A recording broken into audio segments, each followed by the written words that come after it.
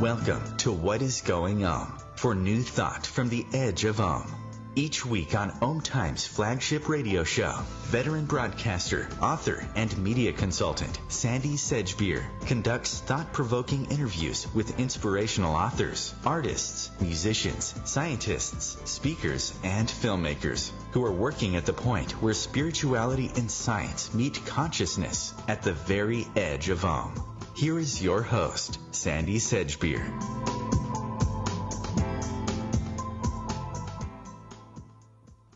Hello and welcome to What's Going On in 2018. Tonight we're going to take a peek into the future and see what the planets can tell us about what this year might bring in terms of challenges and opportunities. My guest is Daily Mail Online and BBC TV and radio astrological consultant and coach Alison Chester Lambert, who I have to say did pre-warn us that 2017 was going to be a somewhat challenging and depressing year. But who would have thought that it would trump 2016 for unexpected shocks and surprises? Alison Chester Lambert, welcome. It's good to have you back on the show. Hello, Sandie. It is wonderful to be here. Thank you so much. And hi, everybody who's listening. Alison, from record-breaking hurricanes, deadly tropical storms and fires that decimated entire communities to shocking revelations of sexual abuse and harassment by famous people in positions of power in and out of Hollywood, to unprecedented and by any standards, persistently undignified behaviour by a president who's certainly old enough, if not intelligent enough to know better, I'd say you called it pretty accurately when you predicted that 2017 was going to be a challenging year on many fronts. So tell me, now that it's behind us, did it bring more or less than you had anticipated? You know, I think you've missed something out there, if it was possible to miss something out of that long list. But I think also we need to look at the effects on us personally. I think we all of us have a personal story to tell about 2017. I think 2017 has left a lot of us vulnerable and a lot of us sensitive, and maybe even a lot of us with stuff still hanging over going into 2018. Now, okay, there was things we could look at. We could look at whether you're a lover or a hater of Donald Trump. We can look at the things that may have supported your opinion or depressed you, and you can look at Brexit. But it was the personal story, I think, really, that sort of like shines out from 2017, if that resonates with the audience anyway. Well, you're absolutely right. I don't know anybody who didn't have a difficult year either. However, you've also said that despite all of that, we made significant progress. We're heading upwards, growing and gaining in wisdom. What makes you say that? There is an astrological marker year coming up, one of those big ones. I think this actually has more power than the 2012 mythology, but, you know, there's always going to be another kind of millennium coup, isn't there? As we get towards 2020, I think what we're looking at is a significant change, and I'm just going to explain the astrology a little just to explain that. We've had many, many years of a very strong masculine influence. Uranus, or the planet Uranus in astrology, has been riding very high, been very powerful. We can see all this in this high-speed technological growth, just one of the examples of strong masculine energy. But there is a real shift in 2020, a genuine shift in the planets, when Uranus loses his power more or less completely. He becomes a lone player. And the other planet, Pluto, another strong outer planet, Pluto, takes over and takes the reins, really, of the chariot at that point and becomes much stronger. Now, Pluto is a feminine energy, Shiva, if you like, in Indian mythology. And that, to me, says that we are heading into one of these huge tectonic plate shifts in terms of the atmosphere, the environment, but also masculine, feminine, yin, yang. And so I see these years as preparation for that big shift. And I think a lot of us can sense it coming anyway. Things that like this coming up are always going to make us uneasy. But that's where I think we're in general heading towards. So Would you say then that given all of the the gender stuff that's been in the news, the sexual harassment, the masculine energy, putting down the feminine energy that we've heard so much about, is that all part of the plan, so to speak, or part of the breakdown, the upheaval, the emergence that's going to change that situation? Do you know, I think it is, because in general, gender females are going to represent the spiritual feminine or yin energy in general. I mean, there are men who express their feminine side very well, etc. But let's just take generalizing and say that women do a good job of expressing yin or feminine energy. I think what they had to do, first of all, as a gender, they had to find their voice. And so I think women had to develop a way of feeling so strong and so sure of themselves and so clear about their definition that they were then able to stand up and say, as many of them did, mouthpieces, heroines stood up and said, hey, I have a story to tell here. I felt I was abused. I was abused. And to be able to do that, to feel that the environment is an accepting one, that you'll be listened to, is a big step. So, yes, I do think it's a big step, because I think women have to find themselves and their role and define themselves before they can step into being mouthpieces or representatives of a new masculine-feminine balance, a rebalancing, if you like, or even a rising up of feminine energy.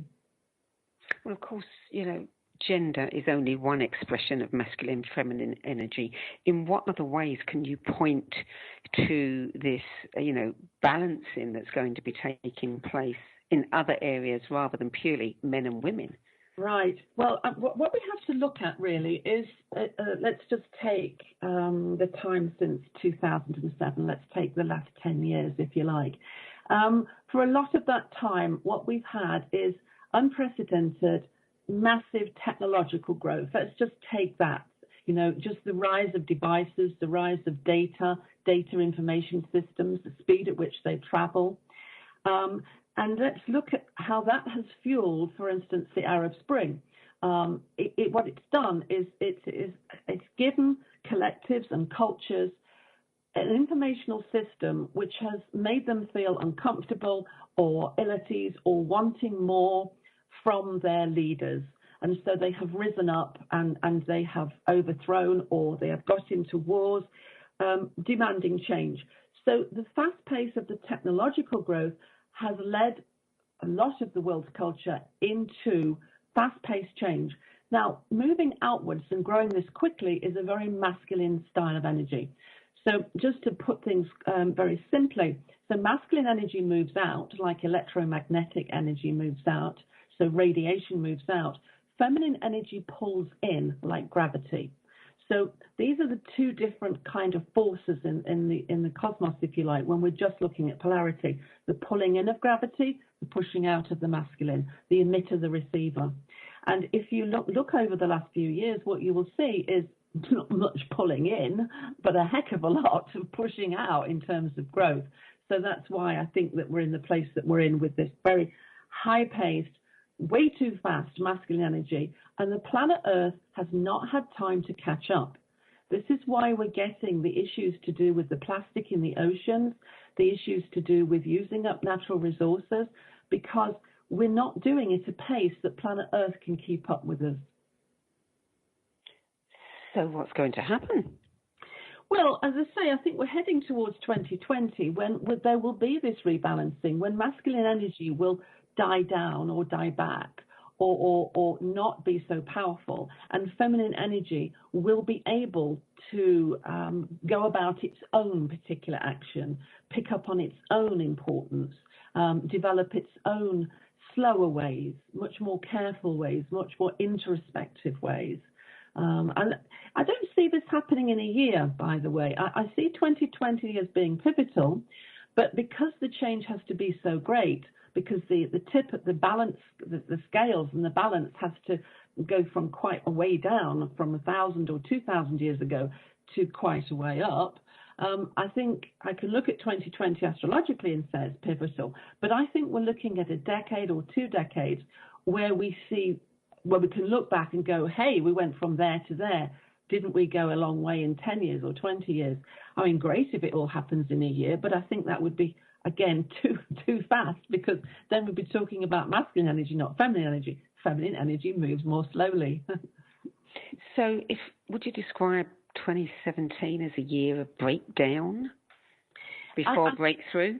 Yeah, I think you could certainly look at it like that. I like to look at it as life being a wheel, and we were on the down bit of the wheel, and in some cases going along the bottom. I prefer to see it like that, actually. But I hear what you're saying. Yeah. So give us a bit of an overview for 2018, and I know you've got a lot to say about it. We can go into it in a little bit more depth afterwards. It's a complex year. I think that's the first thing to say. It's a subtle year and a complex year. Let's just look at 2017 and how easy that was to describe. So in 2017, I was saying, okay, we've got the Uranus-Pluto square and we've got the Saturn-Chiron square, a deeply psychological sort of low self-esteem planetary configuration versus a high voltage, very powerful, very fast moving planetary configuration. We looked at 2. We're looking at 9 now.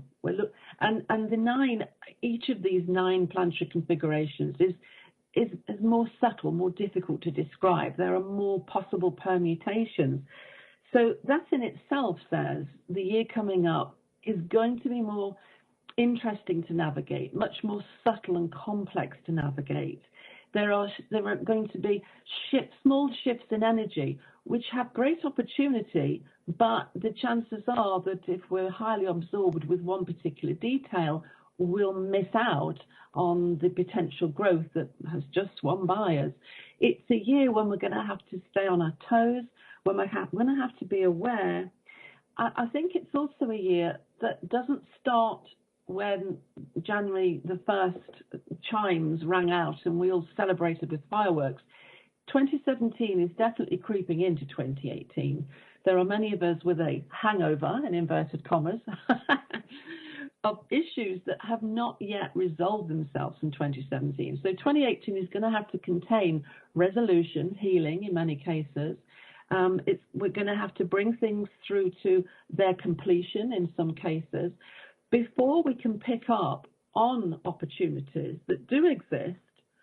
But if our plate is already full and we have all these issues, and then other energies are coming in, winds of change, different weather, if you like, it's going to get pretty confusing as we try to get a hold of all of these strands. Okay, so it sounds like it's all of this subtle energy and subtle impact with 9 different, is it planets or 9 different aspects? Right, okay, so what we've got is roughly 9, something like 9 different planetary configurations or aspects, as we call them in astrology. But we've also got the movement of 2 major planets into new zodiac signs. So we'll have to consider those as well. So, for instance, the planet Saturn moved into Capricorn on the 21st of December, just recently, so 2017. Now, that's going to have an impact as we move into 2018. Uranus moves into Taurus in May of 2018. And that's going to have a big impact as well. When these big planets move into different zodiac signs, they're moving into different sectors of the sky, but it's as if they're putting new clothing on. So the planet is still talking its keywords, it's still having the same action, but this time it's having to do it in different clothing. So let's say the planet wants to be underwater, and it was fine in a scuba diving suit, but now somebody's given it something to wear for a ballet class. The planet can't really express itself very well underwater with all the chiffon and the silk and the tutus and the ballet shoes. So we consider these things because what they're sort of implying is that a planet is going to be more powerful or less powerful, have greater influence or less influence, and that there will be a shift, there will be a sea change. So we've got 2 of those, along with planets interacting with other planets as if they're on a stage. So try to imagine this as it's a performance. This year is a new play, and the actors are all waiting in the wings. These planets are waiting there in the wings, and they're going to come on the stage, and they're going to connect with each other. They're going to have a conversation together. They're going to get into bed together, if you like. And that interaction, that aspect, or that planetary configuration, that tells a story too, if that makes sense. I think so. I'm sure it'll make more as we go along. You're listening to What is Going On. I'm Sandie Sedgbeer. My guest is BBC and Daily Mail online astrological consultant Alison Chester Lambert, and we're discussing what the planets can tell us about the challenges and opportunities that await us in 2018. We'll be back with more from Alison Chester Lambert after this break.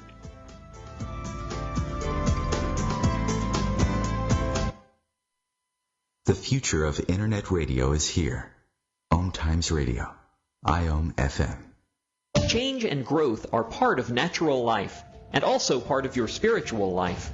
Everyone needs support and guidance, especially during life passages.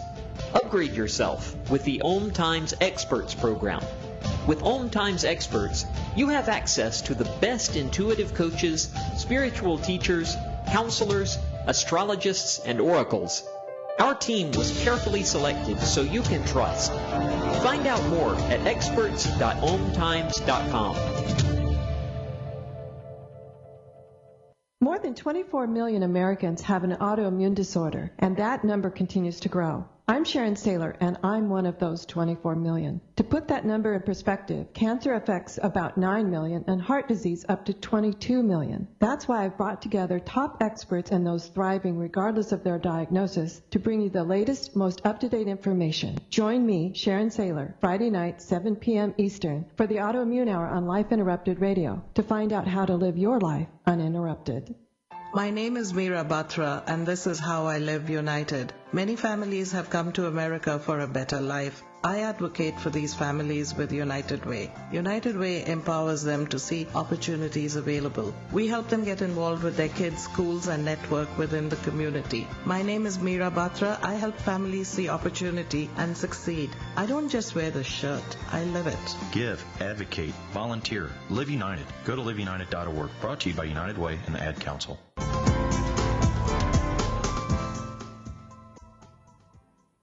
Welcome back. Alison Chester Lambert with 9 planetary configurations. Are they going to spread themselves out to be affecting all aspects of life, or are they focusing on 2 or 3 different aspects? Throughout, I think. I mean, we're living in a 3-dimensional universe. Like a 3-dimensional cobweb is what I should say. We have to, it's an invisible cobweb and everything is connected up, right? So that cobweb goes throughout the whole solar system. And so the planets and their movements jangle this cobweb, if you like. So you put your kettle on in your kitchen and there is a reverberation out on the surface of Pluto. Now, obviously that's ridiculous, it's too infinitesimal. But actually, the 3D cobweb that we live in, it has the capacity with the rays and the electromagnetic energy that passes through it, the gravitational corridors, it is all sort of joined up. So there isn't any way that anybody can escape this as long as they're living in the solar system, and it affects all areas of life. So could you kind of give us an overview as you move through the year? Yeah, it's like, if that's possible, I'm going to try. So let's just say that we start out with a degree of vulnerability. I mean, I hope that the people listening to this have not been through some of the issues that clients have brought to me in the past year, but there have been some pretty depressing and issues which have brought great melancholy and great vulnerability. Mm-hmm. Okay, if you're sitting there now and you're feeling like this, if you're feeling shattered from 2017, then the first thing I want to say is overall, there is hope. Overall, by the end of this year, we will have gained. There are some nice fluffy clouds on the horizon. There are some rays of sunshine to come in this year, so I want to make that clear. Now, what I could do is actually just mention these astrological aspects and give them a name, and sort of just look at each one briefly and say what it kind of is bringing in. Shall I do it that way? Sure, if that works for you. Okay. Well, it's hard. Do you know what, Sandie? It's otherwise very hard to describe because each one is bringing in its own little subtle thing. And when I try to put it all together, I finish up saying, this is the year when it's very complex and it doesn't have the easy the descriptions that the last one had. But anyway, so we've got something called the Jupiter-Pluto sextile, which is already in play and is very powerful this year. We haven't had the first hit yet. That comes at the end of January. And what this brings is, I believe, something very positive. It suggests it's going to be about growth. It's about expansion. But this will hopefully come through feminine channels. It will come through intuitive, hidden or emotional channels. And we need more feminine energy to cope with and compensate for the aggressive masculine technological growth that I was talking about. We need to consider our human responses to the environment we are creating. So what we need is that we need the planets to show that the cosmos is giving us support with finding our responses and listening to them, listening to ourselves more. So this sextile suggests that there is the potential for growth, that it's beneficial, and change is possible. Now, if we want change to happen, and we do, because if we're going down the bottom of the wheel or along the bottom of the wheel, then we want change to happen so we can come up the side of the wheel. We want change to happen so we're in a better place. This sextile suggests change is coming. We could be in a better place. And it has something to offer us in terms of transformation and growth. This is a helpful thing. Then another one that is really good, I believe, is something called the Jupiter-Neptune trine.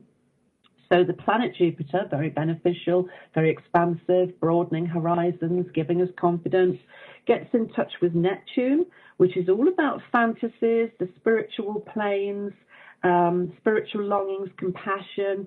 And the two of these getting together in a really nice dance on the stage in front of us suggests that our spiritual longings and our growth are combined, that we can grow towards our spiritual longings. And it also says that we will feel much compassion and concern for the weak or the disadvantaged or the frail. So we'll become very sensitive to their needs. So that's a good one, I think. Oh, that's very good. Much needed. Yeah, it is. This one is probably full of fantasy, but you know what, Sandie? I believe that fantasy is reality's genesis.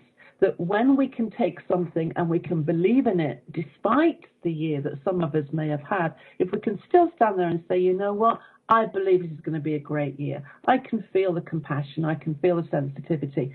Then that is a triumph. It's a huge success for the human condition of hope and belief in the future. So it's great. So great to see that one. We've got the Uranus-Neptune semi-square. Now, this is quite a significant one that has been in place already it's been in place since 2017, that's right, and it goes right the way through to 2020, to that critical year of 2020. And I believe this is the one that talks about the continuing male-female gender imbalance and its correction. Women need to redefine their roles after centuries of degradation. These two are kind of interesting. There's a lot going on in Scorpio around this, and I think Scorpio is the zodiac sign where the masculine meets the feminine. Here we get the emotional exchange. And so I think this is the Scorpio element of the sky in the year ahead is interesting. Jupiter is in Scorpio for the whole time, and this Uranus-Neptune semi-square, whilst it's not in Scorpio itself, it has sort of scorpionic tones to it because it connects to other things. Saturn has moved into Capricorn. That I believe is going to test out financial structures and institutions. It will test what we've personally accrued, what we've built, what we've saved. There's a strong focus on materialism here, and we'll probably be given opportunities to search for the right material achievement in our lives, a balanced one. It will test our resolve and our stamina, and I should think it will test the financial markets and the banks as well, as usual with Capricorn. Well, you know, we've been hearing for years that, you know, they're all on the point of collapse. And more recently, we've been hearing that cryptocurrencies is the way forward. Do you see that actually happening? That's interesting. The movement of Uranus into Taurus, which happens in May, is very much going to bring this to the front of the stage. Absolutely. Taurus is a zodiac sign which could be taken to represent money. It's an earth sign, so it's certainly about our possessions, what we own, material things, and money is, of course, the currency of all of this. Uranus going in there, Uranus represents technological breakthrough, innovation, and certainly futuristic concepts. So Bitcoin and other currencies of the internet are very much where this is. There is going to be a discussion around this. Uranus in Taurus will bring this discussion to the front of the stage. Now, Saturn in Capricorn will test these things. Saturn is a testing machine. That's what it's there for, rigorous testing.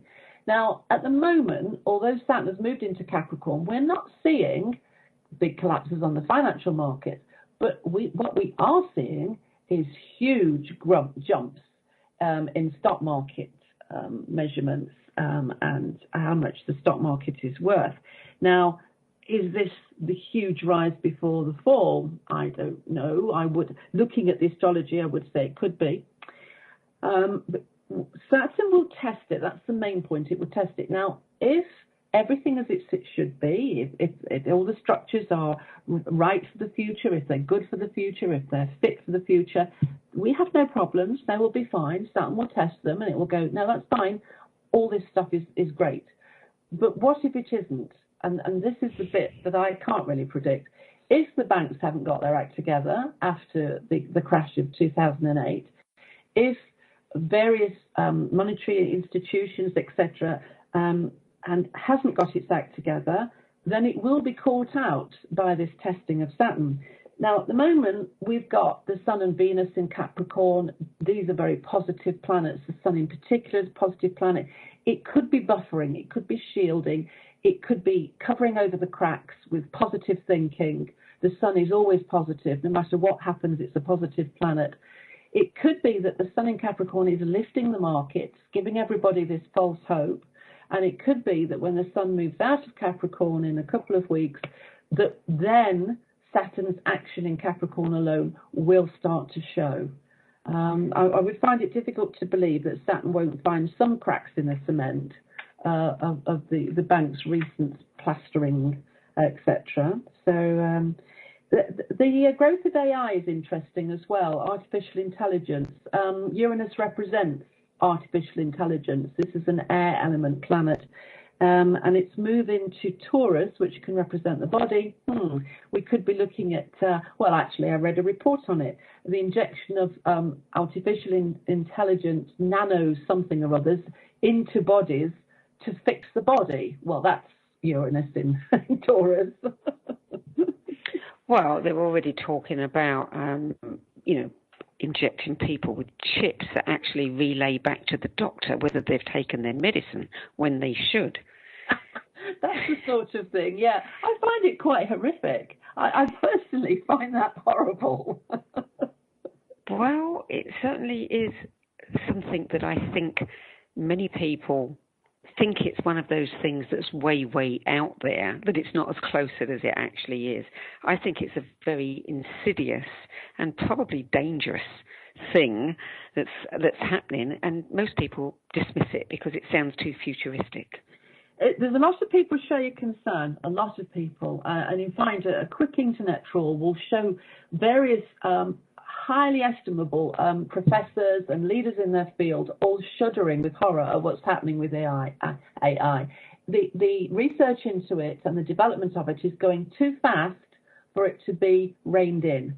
the legislation and the legal procedures have not caught up with the advancements in AI. So we're getting people like Stephen Hawking, for goodness sake, warning everybody in a letter to the Times or whatever he did, saying, look out, folks, this is the most dangerous thing I've ever encountered in my life. Now, that's Stephen Hawking, you know what I mean? And he's joined by some very eminent professors and leaders in the field, all of whom are absolutely terrified. I mean, what people probably don't realise is that artificial intelligence is being built into weapon systems. What it's actually programmed to do is learn and grow all by itself outside of human control. So an AI phenomena could easily learn and grow enough to hack into weapon systems and set them off, for instance.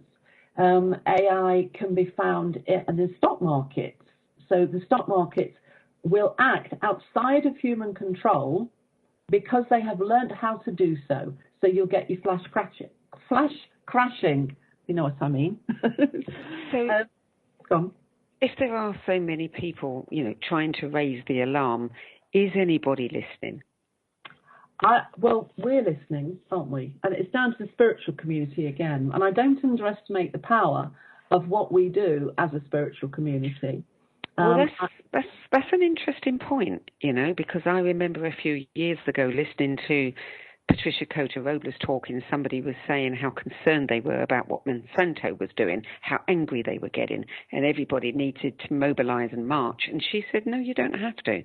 If you get together as a collective and use collective intention, right, you know, what Monsanto's doing, it would just fail. Right. Do you think that's possible? I mean, is there anything in astrology that tells us we have that power? Or it could happen? Absolutely. Astrology has the symbolism to describe absolutely anything that the human race or life itself is capable of. And this is why it's so difficult to read. The symbols can mean this, but they could also mean that. However, let's go back to 2012. This enormous shift that I'm looking at, this is where the feminine catches up with the masculine, right? So is this where the feminine rises up and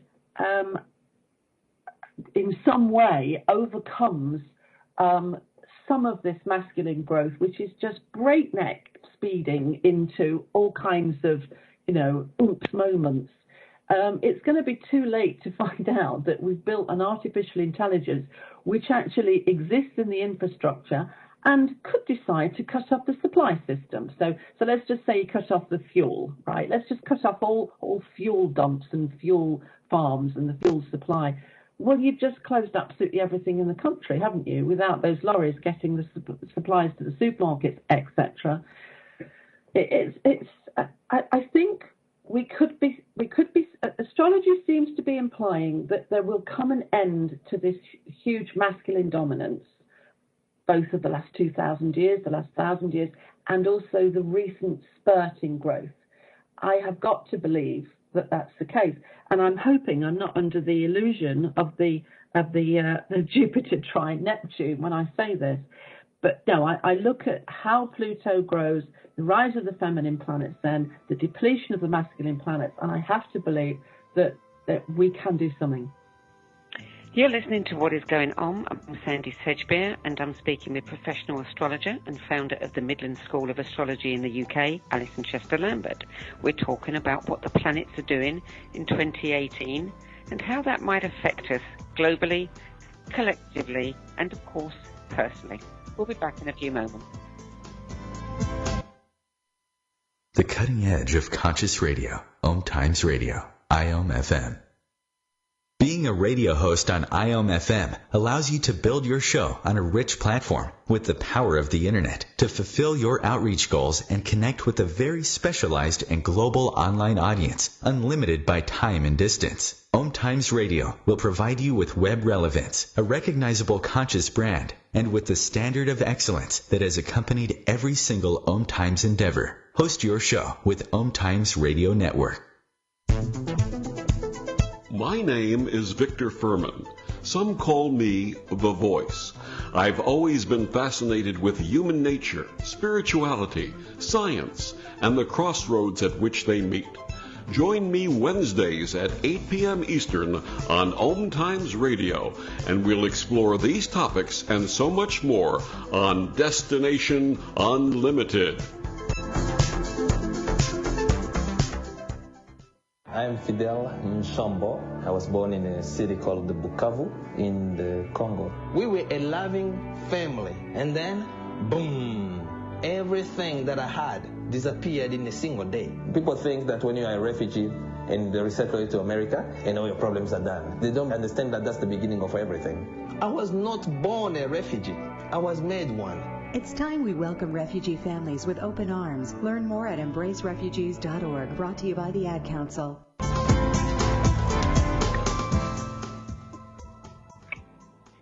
Welcome back. Alison Chester Lambert, it sounds to me as though what you've been describing is that as we approach 2020, that is going to be a major turning point. Not everything will change instantly, but we will look back upon that and say that's when it all began to move, perhaps the beginning of a whole new era in the history of humankind. Is that correct? Yeah, I think we're seeing the shoots of it now with the recent news that women are feeling more capable and more confident to name and shame. I think we're seeing this. Now, we could look around the globe and we could say, well, look at the plight of women in Pakistan, look at the plight of women in other countries in Asia. But how could you say that, they have equality? Well, they don't. But there is always those countries who lead the way. In their own time, they lead the way. They may not always lead the way in all times, but they lead the way in some times. And at the moment, the Western countries of USA, UK, etc., are leading the way, if you like. And so for those women to stand up and have that voice, so as far as I'm concerned, yes, we can see the small shoots, and we just have to nurture this. We have to support it. And I think we have to know the importance of it. I think it would be a shame if the naming and shaming became so prolific that we almost became complacent, that we all went, oh, not another woman saying that another man has done such and such, another abusive situation. I think what we have to do is keep our awareness of it, but also keep our appreciation of the times and the atmosphere in which we feel comfortable and safe to do this. Would it be helpful if I just explain what Pluto's energy is all about? Because I think we could embrace this Pluto energy and learn something from it. Sure, go ahead. Yeah, because it's Jupiter sextile Pluto that's happening this year, which I think is boosting Pluto power, and it's Pluto that becomes much stronger after 2020. So in astrology, Pluto symbolizes a forceful transformation which breaks down the old and evolves it into the new, but it does it slowly in the way of the planet. But if you ever want change in your life, you need a Pluto transit. It works at fundamental unseen levels, and it causes the very fabric of things to come apart if they're not going to be part of the way the planet needs to go in the future. If life itself looks at it and thinks this is no use in the future, then something will come apart, it will die. But behind the leaf that falls in autumn is the bud for next year's growth, and that is what Pluto does. It ensures the rebirth as well as the death. So it kills the grub, if you like, but it cracks open the casing that releases the butterfly. So Pluto represents this underlying force behind life, genes, genetic code, the depths of anything. Evolution's unsympathetic yet creative power. So Pluto is this ever-present ruling principle in the universal life force, which fulfills the cycle of evolution and constant renewal without restraint. Now, just think about that. The power of that. That's what we're looking at. So I have. When I think of Pluto, I just think, wow, I'm getting behind you, but then I'm also thinking, whoa, be careful what I think. So 2020, from this vantage point, feels like a long way off. So let's come back to 2018. I mean, it's nice to know that it's out there and that things, stand a chance of getting a lot better. That's what we're working toward. There is some gain after all of the pain. But as far as 2018 is concerned, we still have a number of things going on. I mean, one of the things that's going to happen this year, November the 6th, is the midterms, the midterm elections. Many people are very concerned about that. And we're hearing a lot about it in the press. It's by no means certain that the Republicans can, hold on to their majority. Do you see anything around that time? Yeah, I looked at the chart for that earlier, actually. And what I see is a chart which is quite muted. Around that time, we have a new moon in Scorpio. Scorpio again. So that means the moon and the sun are both in Scorpio. Now, let's just examine what Scorpio is all about for a moment, because it's quite a feature of this year with Jupiter there all year. So Scorpio has, the reputation for being dark and mysterious, and this is rightful. Scorpio is about a deep emotional turmoil. It is about undercurrents. Personally, you can get jealousy, passion, invasion, intensity all coming up. You can get this in the collective too. Sexual issues can come up, but Scorpio isn't always just about sexual issues. It's about great healing potential too. It's about pushing things into transformation and growth. It's about evolving. But it's a very silent, very secret, very dark, mysterious energy. And it's not at all showy or flashy. So when you get a new moon in Scorpio, you get this very muted, calm, hidden, secretive atmosphere. Nothing is. It's like we're all in water and there are no ripples on the water.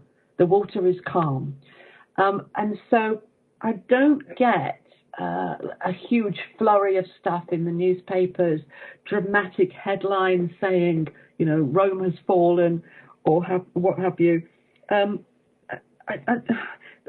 can see how there could be lots of hope in many people's eyes in terms of that. Yes. But when I actually, and I'm English, right, same as you, so I had to look up all the political stuff on this. And my understanding of the politics is that they can't physically be that much change as people want anyway, because of boundary changes, as we call them in the UK. So maybe the chart with its very muted, sort of damp, there's a lot of emotion, but I don't see the action. Well, yeah, we've had a lot of emotion in the last year. I have to take you to task over something. I'll apologise in advance. Go on, you always do. That's fine.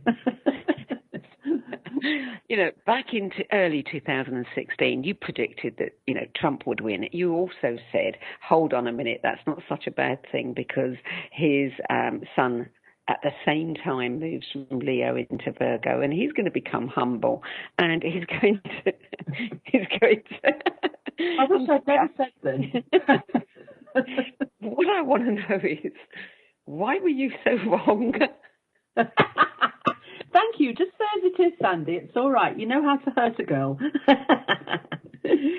No, you're quite right. You're quite right to point it out because you're such a sharp presenter. So you're going to. So I'm put on the spotlight here. Okay. So it was Trump's progressed sun, and it moved from Leo into Virgo. Now, with anybody else, this would have meant that you are invited by the cosmos to develop a sense of duty and humbleness, diligence and service, and that's if you like the light side of Virgo. We're invited at that point. We only get 3 changes of our progressed sun in our lifetime because it takes 30 years to move through a sign, and so you get another 30 years in the next sign, and another 30 years. That's it. You're 90. You don't care after that anyway. But I think Trump is missing an opportunity here. I think he's missing an opportunity to develop the attributes of Virgo with in terms of duty and humbleness and diligence and service. What he appears to be doing is picking up on the Virgo shadow side, All zodiac signs have their light side and their shadow side. And he's picking up on the overly critical, scapegoating, paranoid side of Virgo. He's picking up on Virgo's potential for great distractibility. And for me, this is a shame, because he misses the opportunity for his Leo ascendant to learn something of humility. I have a feeling, because his sun is in Gemini, I have a feeling he's heading tighter and tighter and tighter into some kind of, I'm paranoia, if you like. He's getting into something quite, I don't know how to describe it. It's just getting tighter. It's tightening and tightening. And his sun in Gemini isn't that strong, if you see what I mean. So it's all becoming about ego. Well, what we're seeing is an ego, the front, what people see. But I think that inside of him, and I shouldn't say this because you're going to quote this to me in 2 years' time. You can bet on it. I think what we're seeing is a man who is actually petrified inside. I'm a Gemini, you're a Gemini. You know the kind of year that I had last year and you had last year, right? The man's on the world stage, and look, I cannot believe he escaped the Gemini sort of like experience of 2017. So I do believe that he is having a tawdry time. I think it is difficult. But what's happening, his ascendant is taking over, and it's doing all the bluster and the stage and everything else. And he's missing the Virgo opportunity. So I wish that I'd been right about that, and that he had, humbled down and got on his knees and done the diligent service bit. But you're right, he isn't, is he? He isn't. However, I will be magnanimous, and we could also look at him as providing us with the most wonderful opportunities to develop compassion in ourselves. Absolutely. He is reflecting back at us what can happen if opportunities are there, to develop oneself, one's growth, and one doesn't take it. Sandie, in order for women to find their place, to find their definition, to find their voice, they had to have the opposite in front of them. If the women of America and the Western world had not had Trump, with all that he represents in terms of the male ego, then those women would not have had the opportunity to look at it and think, I've got to do something about this. Just a minute. I have to get up and put in a plea for the the feminine side of this. He's there for a reason. He is a mouthpiece. He's there for a reason. I know those people love him, and I have to respect those people and their opinion. But I have to draw back and look at the bigger picture too. His role is playing a service in as much as you take something into the light, you'll find the dark. You take something into the dark, you'll find the light. He is producing one side of the scales, and the women are rising up to produce the other side. They're piling in with their weight in the opposite corner. And yes, we do have to thank him for that, because would we have done it without that? Probably not. I mean, we need to be shown what we don't want before we will stand up for what we do. Exactly. And nothing can be healed that isn't first felt. So maybe what we had to do was see the cracks in America's shadow side. Maybe Trump had to be the symbol of the potential in some of America's shadow cracks, in order for women and the spiritual people to rise up and go, hey, hang on, let's what about this? What about this? What about this? It probably is a good thing, and I wholeheartedly agree with you.